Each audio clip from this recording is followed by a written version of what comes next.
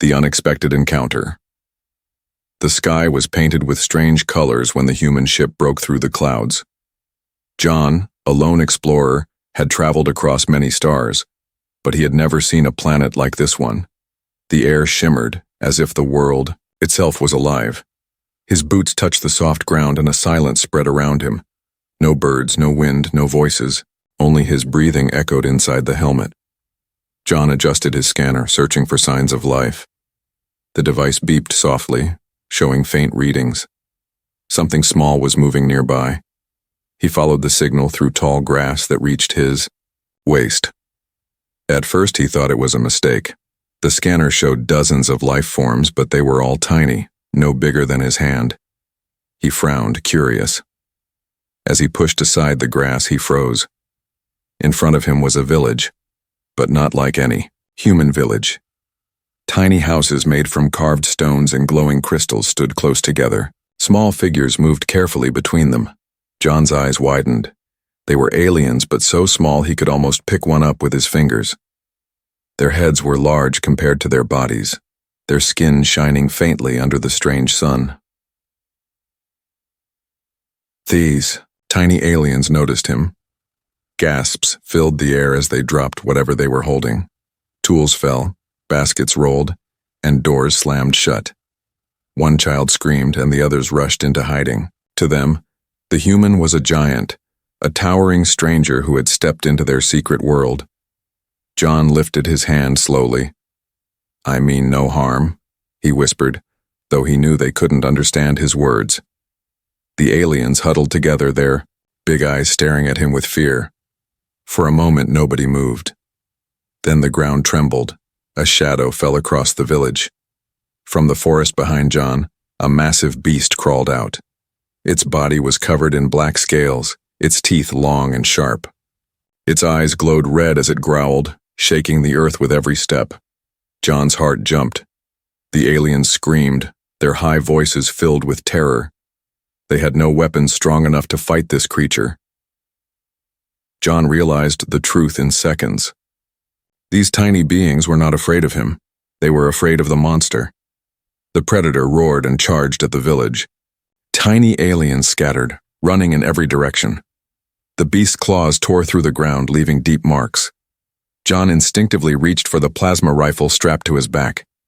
He had trained for survival across countless worlds, but never had he imagined this.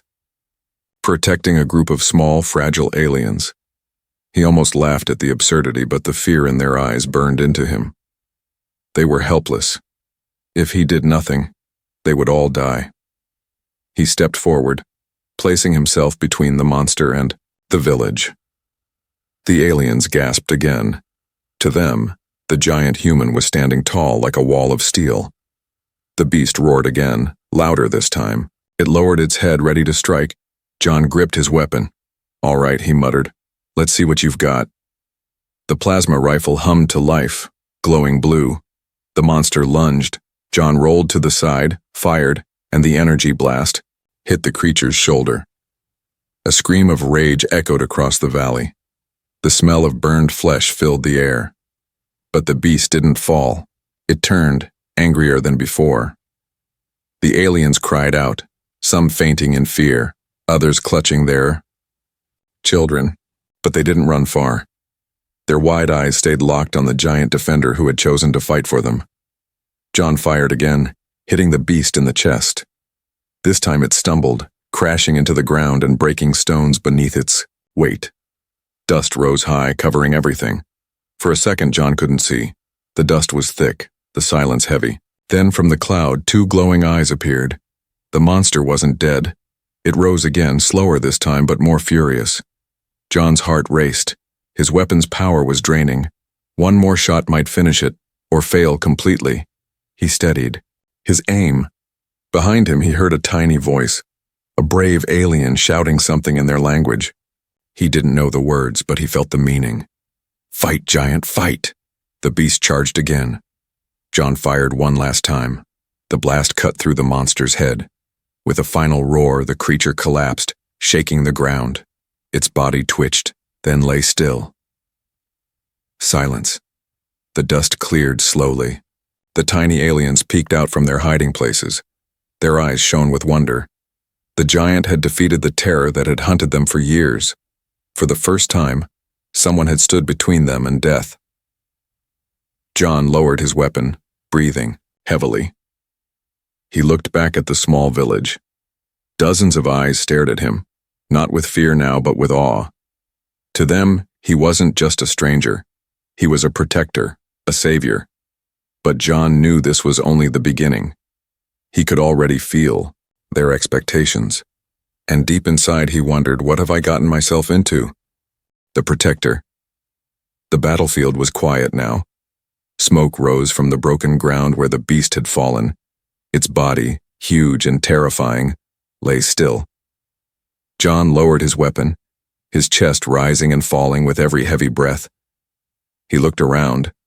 From the tiny stone houses, small figures began to appear. First a child peeking with wide glowing eyes, then an elder, trembling as he stepped into the open. Soon dozens of the little aliens gathered, their voices whispering like wind through grass. They stared at John, the giant who had stood between them and certain death. For them, it was not only victory, it was a miracle. One by one, they bent, their heads low to the ground. Some placed their small hands on their hearts. Others dropped to their knees in awe. John didn't understand their language, but their meaning was clear. They were calling him their protector. John shifted uncomfortably. He wasn't used to being treated like a hero.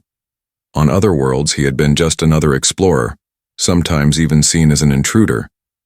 Now, here, these tiny beings looked at him as if he were a god. He crouched down slowly, trying not to frighten them. "It's all right," he said softly. "I'm just me." But the aliens only cheered louder. Their voices rose, high-pitched and musical, filling the air with strange harmony. The sound echoed across the valley, a song of gratitude for the giant who had saved them. John studied their faces. They were not warriors. Their hands were made for farming, for building, not for holding weapons. He realized then that the monster he had killed was not the first. These people had been hunted for generations, always running, always hiding, and now, for the first time, they had hope. The crowd parted as a figure stepped forward. He was older, his skin shining with silver light. His robes were decorated with tiny crystals that glowed faintly. John guessed this must be their leader, their chief. The chief raised his hand. The crowd fell silent. His voice was steady and deep for someone so small. He spoke in their tongue, words John could not understand.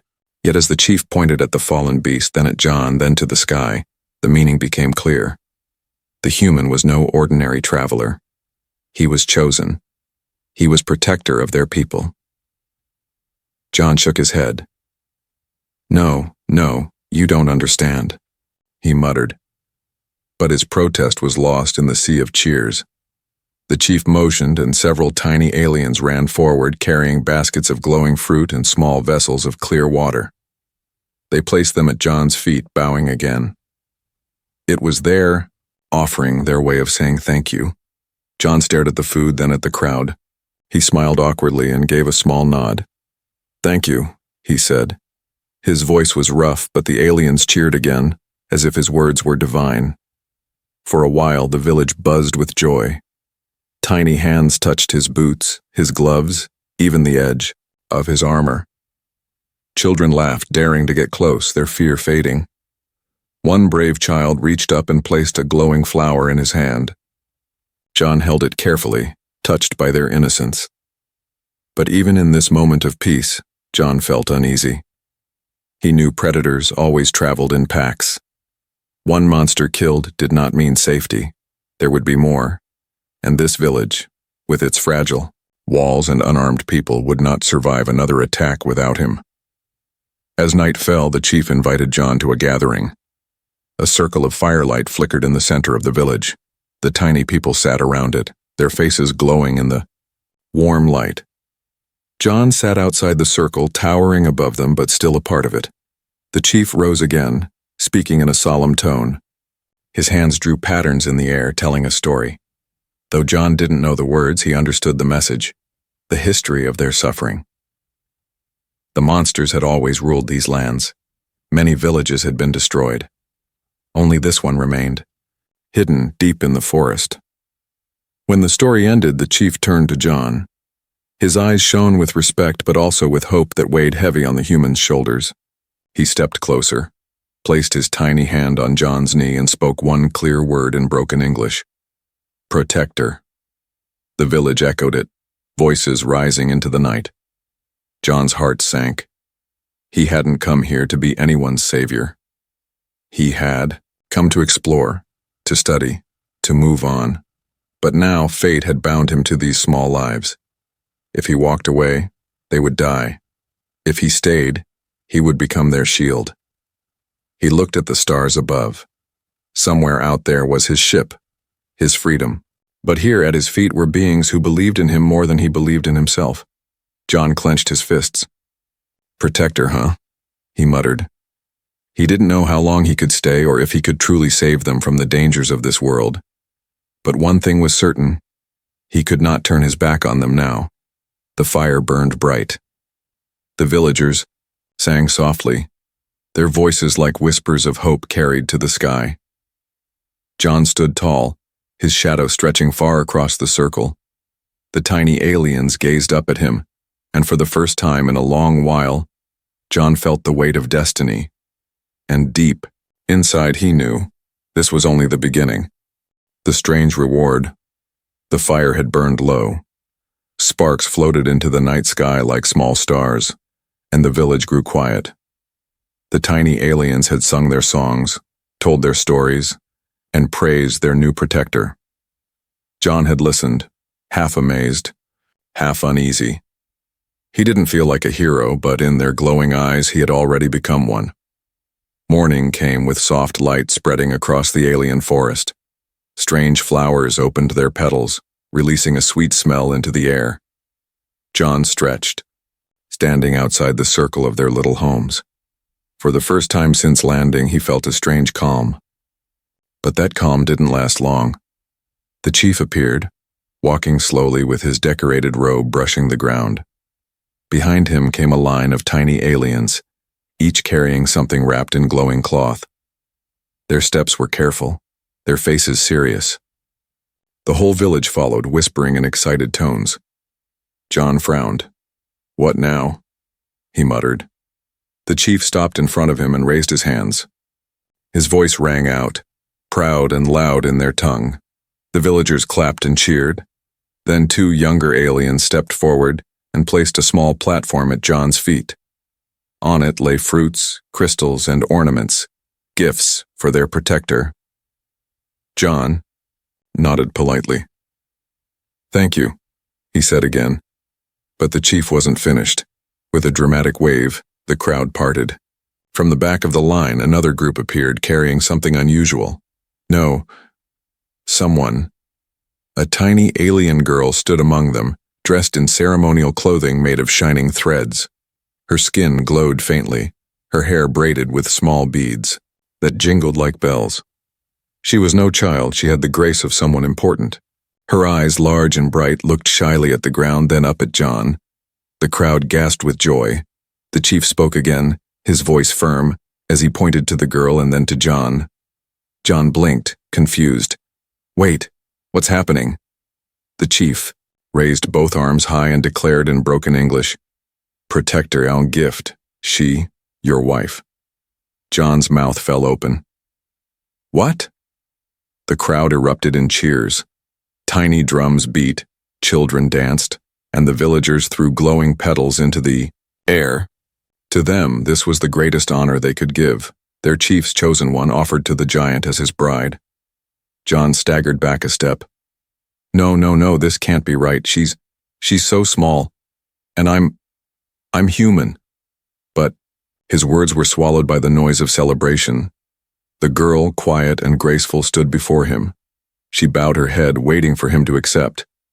John ran a hand through his hair, panic mixing with disbelief. He had fought monsters, crossed galaxies, survived storms of fire and ice, but nothing had prepared him for this. A tiny alien wife. What would he even do? He looked around. The villagers were watching with shining eyes.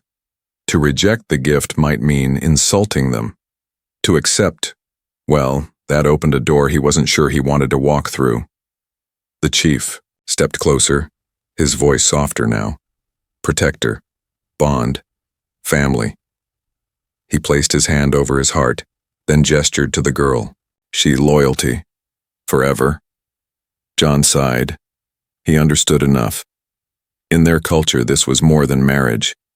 It was a sacred bond, a way of tying him permanently to their people. They weren't just thanking him. They were making him one of them.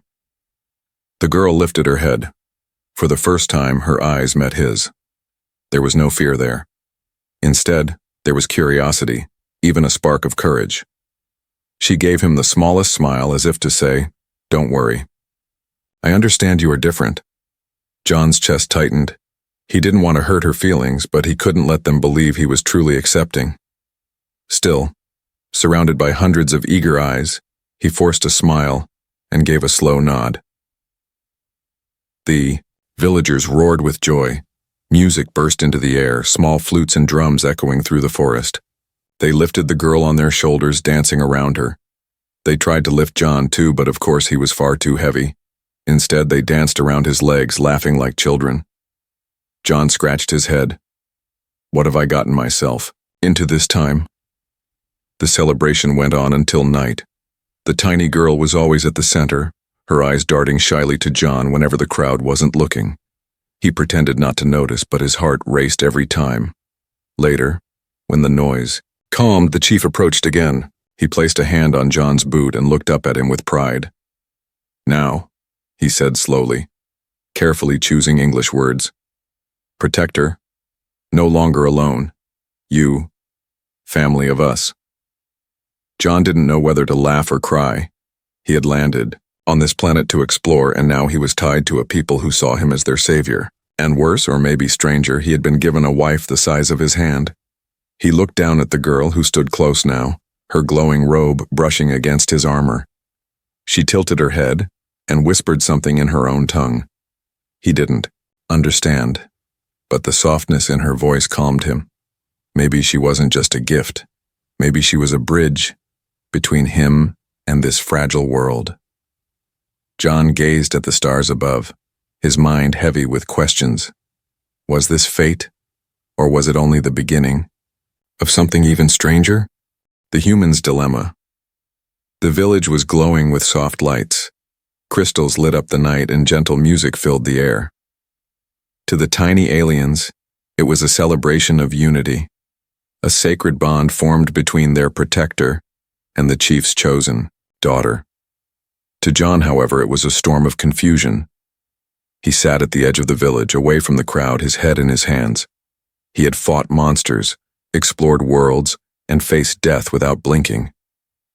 But this was something he didn't know how to fight.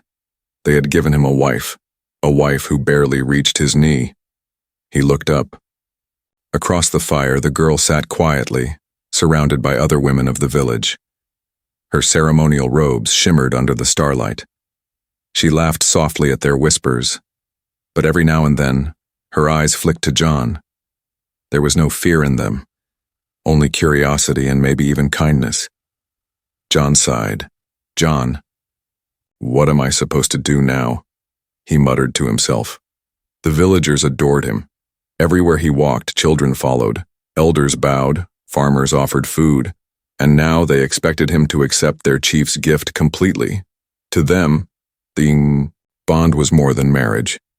It was a promise that the protector would stay, defend, and lead their people. But John wasn't ready for that kind of life. He was an explorer, always moving from planet to planet, staying in one place, tied to one people, tied to her, was not the plan. Yet could he refuse? If he rejected their gift, he risked shattering their trust. They might see it as betrayal, maybe even insult. He imagined their faces changing from awe to anger, from hope to despair. He couldn't bear the thought.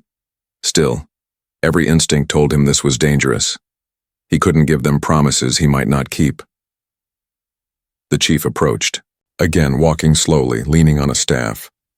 His silver robe glowed faintly in the firelight. He looked up at John, his expression calm but unreadable. "Protector," the chief said, his English broken but clear. "She... Bond. You... us." John rubbed the back of his neck. "Chief, listen. I don't think you understand. I'm not like you. I'm human. She's not my size.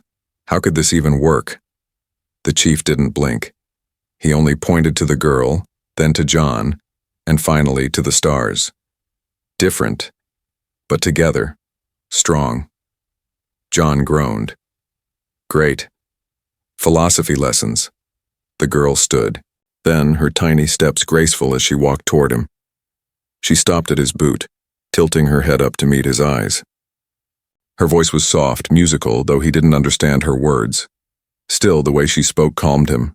She wasn't demanding, wasn't pushing, just trying to connect. John knelt, lowering himself closer. "You're not scared of me, are you?" he asked quietly. She shook her head, smiling faintly. That smile hit him harder than the monster's claws ever could. Behind them, villagers cheered, believing this was a sign of acceptance. John clenched his teeth. He had to think carefully. If he accepted the bond openly, he would be trapped. If he rejected it, he might lose the trust of the entire tribe. Either choice carried weight. But then another thought crept into his mind. Something darker. What if more predators came? What if he left and they were destroyed without him? Could he live with that guilt? He remembered the child's scream when the beast attacked, the elders' trembling hands, the desperate hope in their eyes. He had already saved them once. Could he really abandon them now after they had tied their survival to him? His heart was heavy. He didn't want to belong here, but maybe belonging wasn't something you chose. Maybe it was something that chose you. The chief touched John's arm gently, his voice low. "Protector, not just fight. Protector, family strong." John stared into the fire, the flames dancing like restless thoughts. He didn't answer right away. The girl placed her tiny hand on his glove. It was so small he could barely feel it, but the gesture spoke louder than words. She wasn't asking for love or for promises. She was asking for respect, for unity, for survival. John finally exhaled. "All right," he muttered under his breath. "Maybe I can't be what you think I am, but I'll try not to let you down." The girl smiled again, as if she had understood every word. The villagers burst into cheers, their voices rising like a tide. They believed their protector had accepted the bond. To them, the future was now secure. But inside, John's mind was still at war. He had not fully accepted, but he had not refused either. He was caught in the middle, bound by a choice he didn't make, yet unable to escape it. As the night deepened, John lay awake under the alien stars. The tiny village slept peacefully, trusting him. But in the darkness of the forest, far beyond, the glow of their lights, he heard a sound, a deep, distant growl.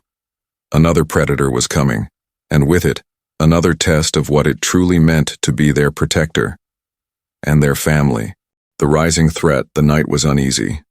While the tiny aliens slept peacefully in their glowing homes, John sat awake, his weapon across his knees. The forest was alive with whispers, strange clicks, distant roars, and the rustle of unseen creatures moving through the dark. He had hoped the monster he killed was a lone hunter, but deep inside he knew better. Predators rarely walked alone. John's eyes scanned the trees, every shadow a threat. His instincts screamed, this planet was not safe, not for him, and certainly not for the fragile people who had made him their protector. At dawn, the chief found him still awake. The old alien placed a hand on John's boot and looked up. "Protector, no sleep?" John shook his head. "Something's coming. I can feel it." The chief's face grew grave. He called the villagers together, his voice sharp. The tiny aliens gathered quickly, eyes wide with fear. They understood enough. The danger was not over. John crouched down, speaking firmly, though he knew only a few words might reach them. You need defenses, walls, traps, something, or you won't survive the next attack. The chief tilted his head, not understanding all the words. But when John drew shapes in the dirt, spikes, barriers, watchtowers, the meaning became clear. The villagers gasped, whispering excitedly. They had never thought of such things. For the next hours, the village moved like never before. Guided by John's giant hands, they sharpened crystals into spears, wove thick vines into nets, and dug pits around the borders. Children carried small stones, women tied traps, men climbed to build high perches, and through it all, John worked beside them.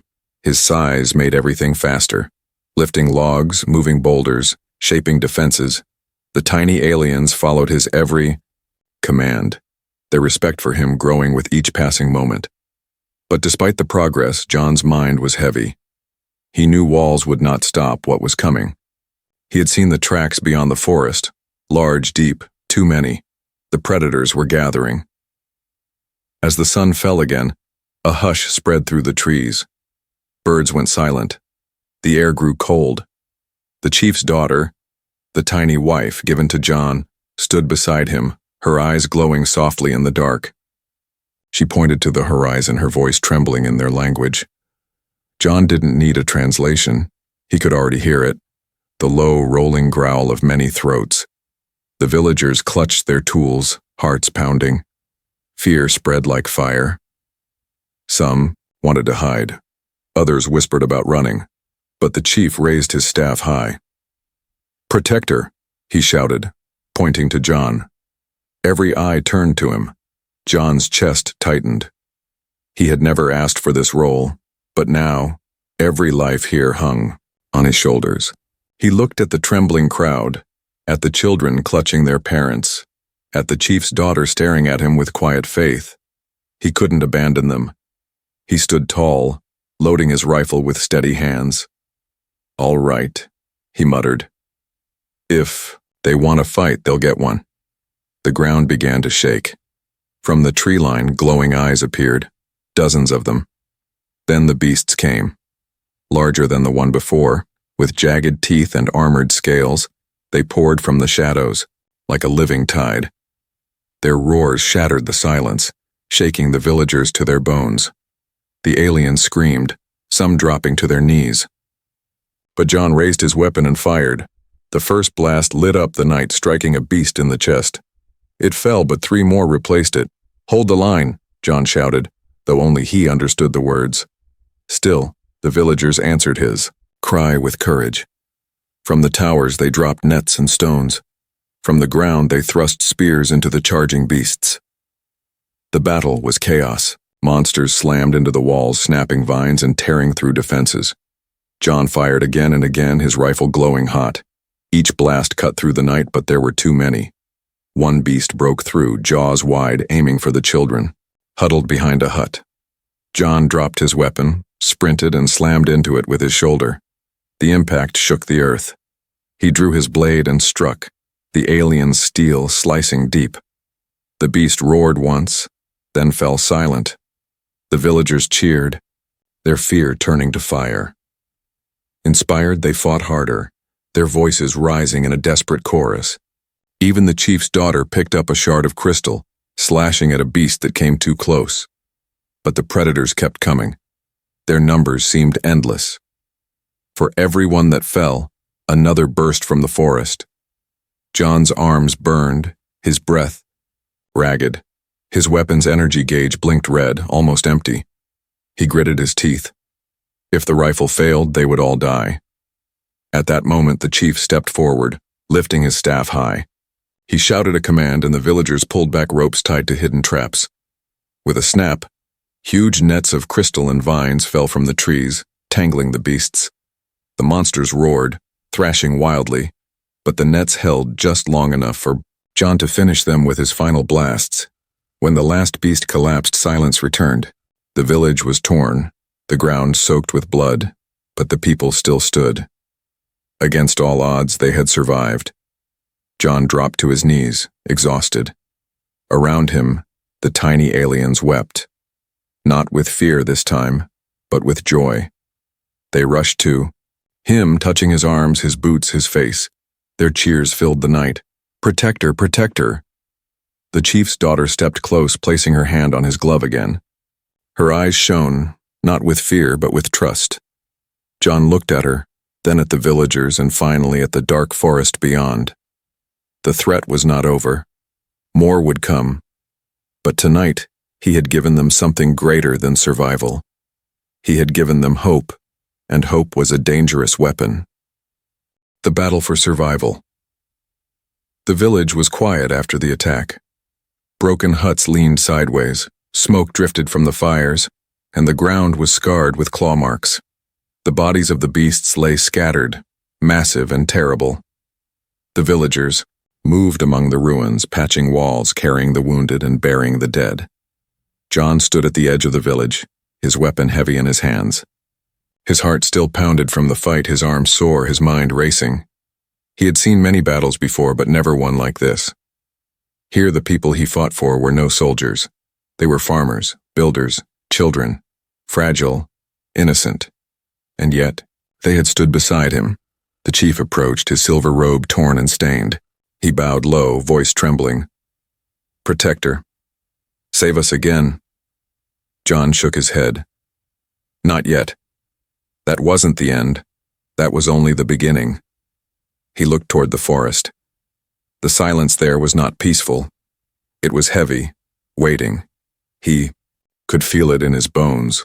The beasts were not finished. They would return stronger in greater numbers. The last battle had only been a test. The real war was coming. That night, John gathered the villagers. By firelight, he drew marks in the dirt, showing them how to fight, how to stand in lines, how to use traps and signals. The aliens watched him with wide eyes, absorbing every gesture. The chief's daughter sat near him, her glowing robe now replaced with simple cloth. She studied his every move, then repeated his gestures for the others. Her small voice carried commands across the circle, and the villagers obeyed. She was becoming more than a gift. She was becoming a leader in her own right. John noticed this, and gave a faint smile. "You're braver than I thought," he whispered to her. She didn't understand the words, but she smiled back. Days passed quickly. The villagers trained, their fear shaping into determination. They built higher walls, dug deeper pits, sharpened stronger spears. John worked alongside them, lifting heavy stones, forging weapons from his ship's spare parts, teaching them how to strike as one. At night he barely slept. He knew the predators would not wait long. Every rustle in the forest made his hand tighten on his rifle. Then, one evening, the sky itself changed. Black clouds rolled over the village, and the wind carried a smell of blood. The ground shook with a steady rhythm, many feet marching closer. The villagers froze in terror. Children clung to their parents. Elders whispered prayers. John loaded his weapon, his face hard. "They're here," he said. The forest exploded with sound. Dozens of beasts poured out, larger than before, their scales shining like armor, their eyes glowing red. Their roars shook the sky. The villagers screamed, but John raised his hand, shouting, "Hold the line." They understood his voice now, not the words, but the strength behind them. They gripped their spears and stones, their hearts pounding. The beasts charged. The first wave slammed into the defenses. Nets dropped, pits swallowed the monsters, spears struck. John's rifle blazed blue light, tearing through the attackers. The air filled with fire, smoke, and screams. But the beasts kept coming. For every one that fell, 3 more appeared. The walls cracked, huts collapsed, the ground turned red. In the chaos, John fought like a storm. He blasted, cut, and struck, his armor dented, his arms bleeding, but he never stopped. Every time a villager faltered, he was there, shielding them with his body. The chief's daughter stood on a tower, shouting orders, guiding the fighters. Her courage lit a fire in the hearts of her people. Even the smallest alien picked up stones and hurled them at the enemy. But then the earth shook harder. From the forest, a massive shape appeared. Larger than all the others, a beast with horns like blades and a roar like thunder. The ground split under its weight as it advanced, eyes locked on the village. John's blood ran cold. This was their leader, the true terror. The villagers froze in horror. Hope flickered. John gritted his teeth. Not today, he growled. He charged forward, firing his last shots. The blasts struck the beast, slowing it but not stopping. The rifle beeped. Empty. The monster roared and lunged. John dropped the weapon, drew his blade, and met the charge head-on. The impact shook the ground. Steel clashed with bone. Sparks flew. Roars echoed. The fight was brutal. The beast struck with claws and teeth. John countered with blade and fists. Every strike shook his bones. Every breath burned his lungs. The villagers watched in silence, their fate hanging on this one battle. At last, John saw his chance. As the beast reared back, he leapt forward, driving his blade deep into its throat. The creature roared, thrashed, then collapsed, shaking the earth as it fell. Silence followed. The villagers stared in awe. Their protector stood tall, covered in blood and dust, his blade dripping. Behind him, the last of the smaller beasts fled into the forest, defeated. The chief raised his staff high. The villagers erupted in cheers, their voices shaking the sky. "Protector! Protector!" The chief's daughter ran to John, her small hands clutching his glove. Tears filled her eyes, but her smile was radiant. John looked at her, then at the cheering crowd, and finally at the dark horizon. He had won the battle. But he knew this war was far from over. The beasts would return. Maybe stronger, maybe smarter. But tonight, they had survived. Tonight, they had become more than prey.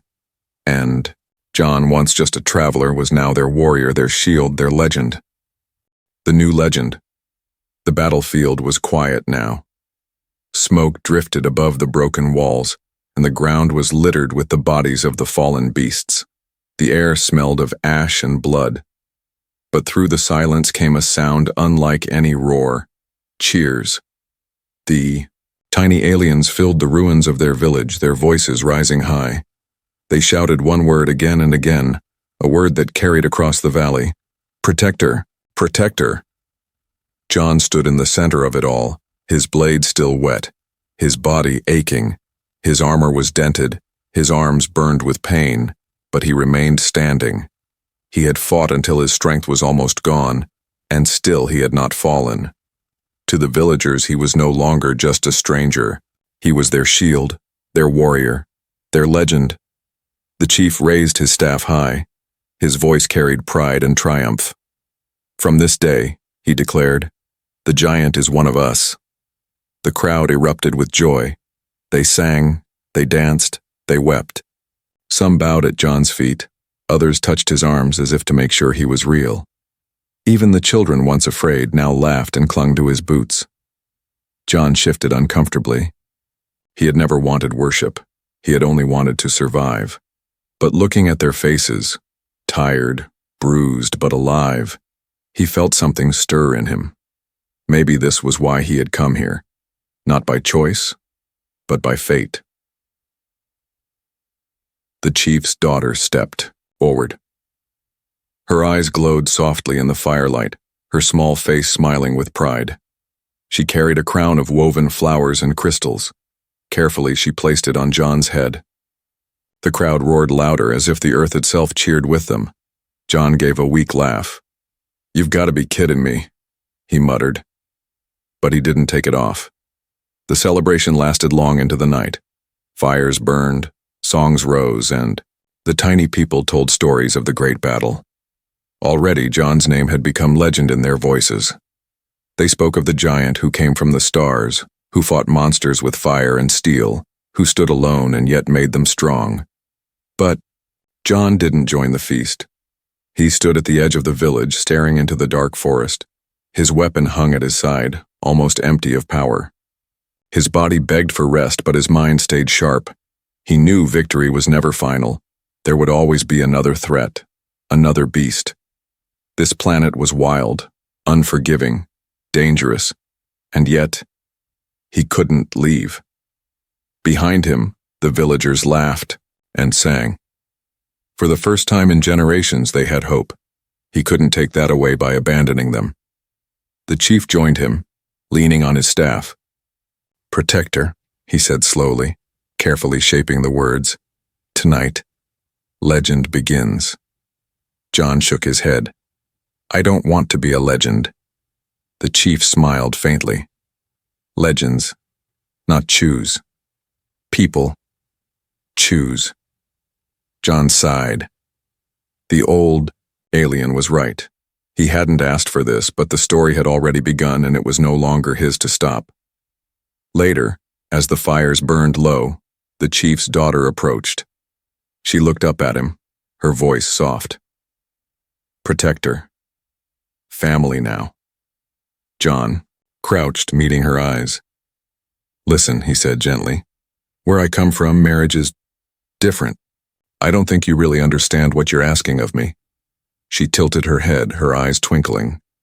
Then, in clear, simple English, she said, "Don't worry, it is only symbolic."